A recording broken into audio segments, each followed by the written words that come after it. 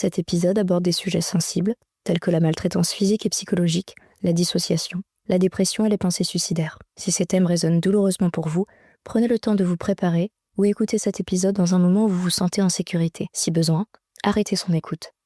Votre bien-être passe avant tout. N'hésitez pas à aller consulter un professionnel de santé, psychologue dans un premier temps.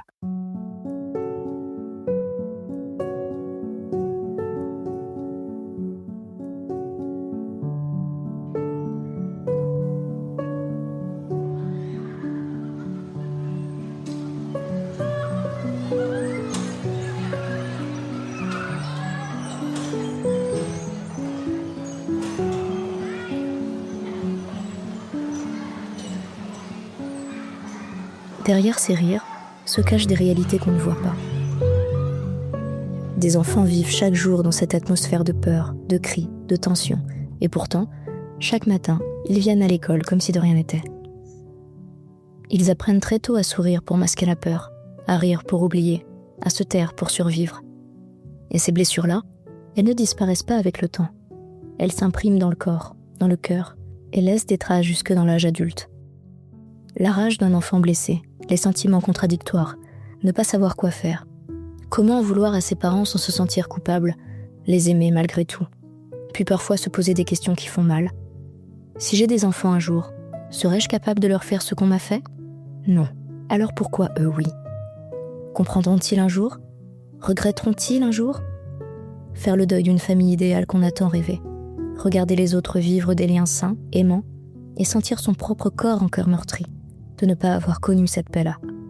Aujourd'hui, je donne la parole à Mimi. Une voix parmi tant d'autres, une voix qui portera celle de millions d'enfants silencieux.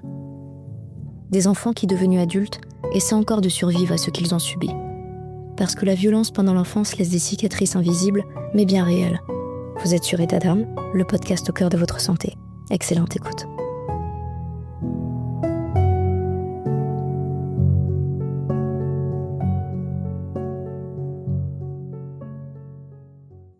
Je m'appelle Mimi, j'ai 23 ans et j'ai porté plainte contre mes parents. Avec mon petit frère et ma grande sœur, on a subi la maltraitance de mes parents jusqu'à même l'âge adulte. C'était des coups, de la pression psychologique, du chantage émotionnel, beaucoup de cris, des voix colériques terrifiantes. Être avec eux, c'était vraiment une source de stress. On était toujours en état d'alerte parce qu'on ne savait pas vraiment les cerner et savoir quand est-ce qu'ils allaient nous frapper ou non. J'avais peur, c'était en rentrant de l'école, je prenais tout mon temps pour arriver plus tard, je restais bloquée devant la porte d'entrée. Quand on était en vacances chez la famille et qu'on rentrait à la maison, on en pleurait. Enfin, c'était vraiment du stress constant, de la tristesse constante, de la peur constante, mélangée à une infime partie de joie, quoi. On savait pas vraiment sur quel pied danser. Au début, on se rendait pas vraiment compte qu'il y avait pas que des coups dans cette maltraitance, mais on savait au fond de nous que c'était pas normal, comme un instinct d'enfant. C'est difficile de dire à quel moment on s'est rendu compte que ce n'était pas normal, parce qu'avec le bourrage de crâne de mes parents qui disaient que c'était normal et que c'était de notre faute, mais en contrepartie, voir que chez les autres enfants, c'était pas comme ça, c'était compliqué, quoi. Surtout que ma mère arrivait à faire dire à ma famille que se prendre des claques, c'était normal, alors qu'on ne vivait pas que des claques. Enfin, c'était un cercle vicieux, finalement. En fait, j'en avais conscience que c'était pas normal à l'adolescence, mais j'étais bloquée sur le fait de dire la vérité et soutenir à ma sœur qui se battait contre ça, contre toute la famille et contre mes parents, que j'ai préféré faire l'aveugle en voyant qu'on la faisait passer pour folle, quoi. La prise de conscience sur la maltraitance, je l'avais parfois en revivant des scènes violentes dans ma tête et j'avais tellement la rage que j'en avais envie de meurtre. Comme s'il fallait que je me venge et que je leur fasse subir ce qu'ils nous ont fait subir. Mais à la fois, c'est pas possible parce que entre être torturé physiquement et être torturé psychologiquement, il y a une grande différence quand même. On ne ressort pas dans le même état, quoi. Arrivée à l'âge de 11 ans, j'ai commencé à m'hypersexualiser. Et c'est quelque chose qu'aujourd'hui, j'arrive toujours pas à guérir parce que ça va tellement pas dans ma tête que je suis parano de penser que les gens ne sont attirés que par moi, que pour mon corps. Après, les impacts concrets sur ma santé psychologique et psychiatrique, c'est avant tout le syndrome du stress post-traumatique qui clairement m'empêche de travailler dans de bonnes conditions, et ça autant pour moi que pour les personnes avec qui je travaille. Pareil pour les relations amoureuses, parce que ce syndrome, c'est un enfer. Il y aurait tellement de choses à dire sur ce sujet, les flashbacks, les scènes atroces qu'on revit tous les jours, les cauchemars à répétition qui m'ont créé une phobie de dormir, les pensées envahissantes, des réactions physiques intenses, la culpabilité, la honte, la peur, la colère, la sensation d'être isolée ou même de m'isoler complètement. Je suis pessimiste de ouf. Que ce soit envers moi ou envers le monde, je suis hyper pessimiste. Et surtout la difficulté de concentration. Après, il y a aussi eu pendant toute mon adolescence l'évitement. Enfin, je l'appelle l'évitement, oui, oui. Je suis tombée en dépression à la suite de ma plainte parce que c'est là que tout avait refait surface. Ajoutons à ça les troubles alimentaires, les troubles du sommeil, la dissociation, les crises, l'anxiété, la tristesse constante, etc. Pourquoi j'ai porté plainte et comment ?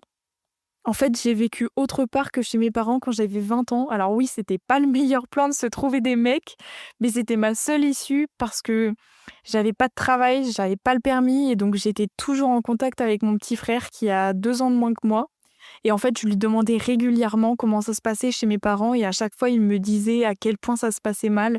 Il y avait plus de maltraitance physique, mais en fait, c'était que psychologique, mais tous les jours, tous les jours, tous les jours. Et mon frère, vraiment, il n'en pouvait plus, quoi. Jusqu'à avoir des idées noires.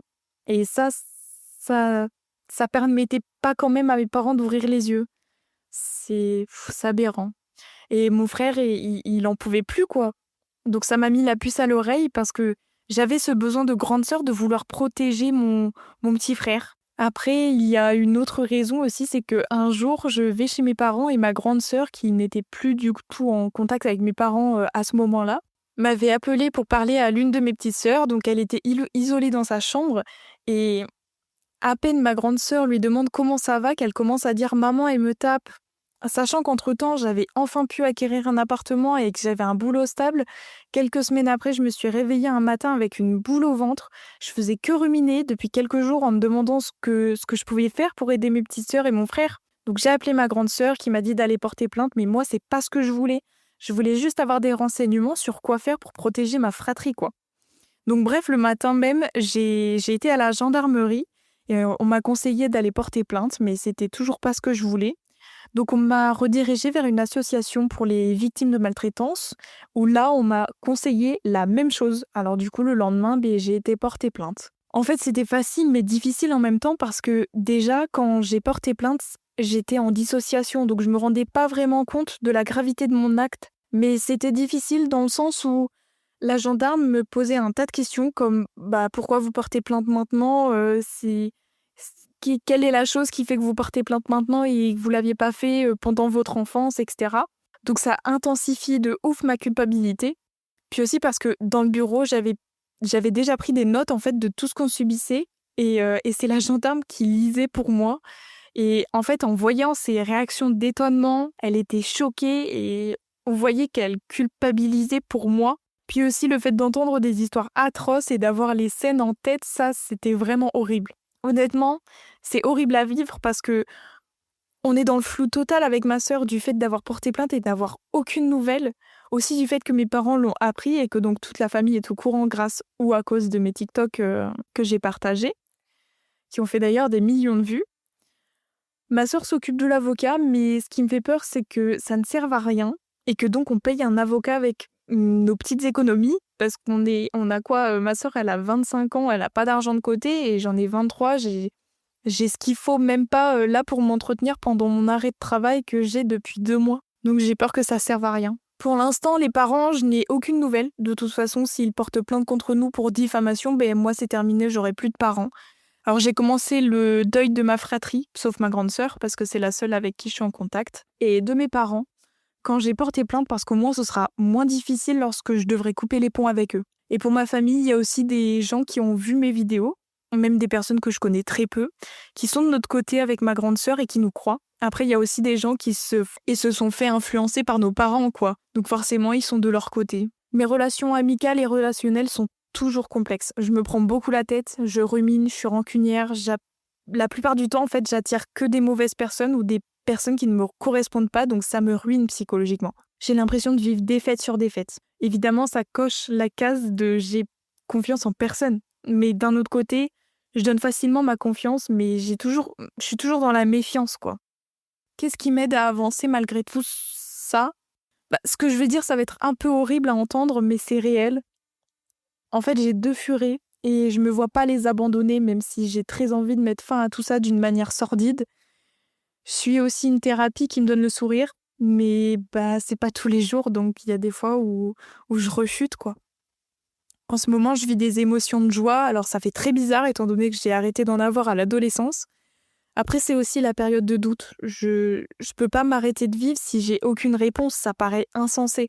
En ce moment, je vis que de nostalgie, c'est-à-dire faire des choses que je faisais quand j'étais petite, comme me prendre un verre de lait avec des tartines de Nutella devant un dessin animé ou une série comme je le faisais quand on allait chez mon arrière-grand-mère. Après, je regarde des séries Disney le matin. Je me suis aussi acheté une bougie qui sent la cheminée. Bon, elle sent super bon. Ça me rappelle l'hiver et les feux de cheminée et Noël qu'on faisait chez mes grands-parents. Je vis de nostalgie, quoi. Mais dans les moments difficiles, j'ai pas d'échappatoire à part l'hôpital quand ça s'aggrave ou sinon je scrolle sur TikTok pour éviter de faire face à la réalité. Les émotions que j'aimerais retrouver le plus souvent dans mon quotidien, c'est la joie. Mais pas ce moment où t'es content. Je veux vraiment ce moment où je suis super joyeuse, je rigole pour rien, je souris bêtement, je fais des blagues nulles, etc. Maintenant, je voudrais m'adresser à ceux qui ont vécu la maltraitance. J'aimerais vous dire que la maltraitance, c'est pas que des coups, c'est des insultes, de l'humiliation, des menaces, l'isolement, le mépris, la manipulation, l'escroquerie, l'abus de confiance, l'exploitation, l'absence d'attention, d'amour, de respect, de soins. Alors, par pitié, ouvrez les yeux. Quand il y a un doute, il n'y a plus de doute. Et si vous connaissez des gens qui vivent ça, aidez-les. Rien que d'en parler, de pouvoir s'ouvrir à quelqu'un et se sentir aidé, c'est énormément bénéfique et franchement, c'est ce que j'aurais voulu avoir. Parce que la maltraitance peut mener au suicide, que ce soit lors de la maltraitance ou après s'en être sorti, et la maltraitance peut mener à la mort également. Et j'aimerais m'adresser à, à la petite qui a vécu tout ça. Mimi, je suis désolée de ne pas avoir pu t'aider avant. J'aurais aimé que tu parles avec ta sœur, qu'elle soit pas la seule à se battre contre ça. Et j'espère sincèrement que tu réussiras ta vie après ces nombreuses erreurs. Et n'abandonne pas parce qu'un jour tu seras sur un podium et on te remerciera d'avoir porté ta voix au nom de tous ceux qui subissent.